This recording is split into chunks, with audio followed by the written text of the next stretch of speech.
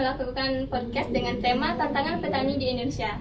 Selamat menyaksikan. Dadah. Halo semuanya, balik lagi di podcast kami. Saya Belia Evina sebagai host. Kali ini kita mau bahas sesuatu yang sebenarnya penting banget, tapi sering banget kita cuekin, yaitu soal nasib petani di Indonesia.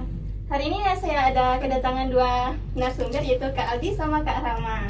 Halo, apa kabar Kak? Bagaimana Kak dengan Kak Rama? Kabarnya baik ya. Jujur topik ini sebenarnya berat, tapi seru untuk kita bahas. Ya, kalau Kak Aldi bagaimana Kak? Kabar baik juga ya, apalagi kita tiap hari mengkonsumsi nasi kan. Masa kita nggak tahu siapa yang lagi dalamnya sama yang nanam kan? Ya, betul sekali. Kadang kita cuma tahu makan aja ya, tapi nggak tahu perjuangan di baliknya. Nah, menurut kalian nih tantangan yang paling berat yang dihadapi petani kita sekarang itu apa sih? Kalau menurut saya masalah utamanya itu di modal sama harga jual petani. Kalau menurut saya masalah utamanya itu ada di modal sama harga jual. Petani itu sering banget pusing nyari pupuk, udah nyarinya susah, harganya mahal. Terus pas panen bukannya malah untung, tapi harganya anjlok. Kadang ada permainan harga di pasar yang bikin petani malah jadi pihak yang paling rugi. Nah, ya benar, sering dengar juga kan harga gabah jatuh pas lagi panen. Kok bisa gitu ya? Iya, itu rantai distribusinya kepanjangan, terlalu banyak perantara sebelum nyampai ke kita sebagai konsumen. Akhirnya bikin petani cuma dapat capeknya aja. Nah, kalau Kak Aldi gimana Kak? Selain itu tantangan lainnya tuh soal regenerasi. Sekarang lihat deh, jarang banget anak muda yang mau turun ke sawah. Kebanyakan pengennya kerja di kantoran, mau di kota. Alasannya klasik sih, mereka ngerasa jadi petani itu nggak keren dan nggak ada duitnya. Kalau ini terterusan, satu lagi yang mau nerusin kan? Iya, wah benar juga, kalau nggak ada anak muda yang mau turun tangan, bisa-bisa sawah kita jadi hutan beton semua yang nanti ya.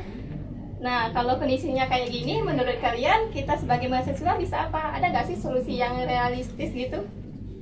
Menurut saya solusinya harus modern. Kita nggak bisa terus-terusan pakai cara lama. Kita bisa bantu kenalin teknologi yang simpel ke petani, misalnya cara pakai pupuk organik, biar nggak tergantungan sama pupuk kimia yang mahal. Atau kita bantu pasarin hasil panen mereka lewat media sosial biar langsung ke pembeli.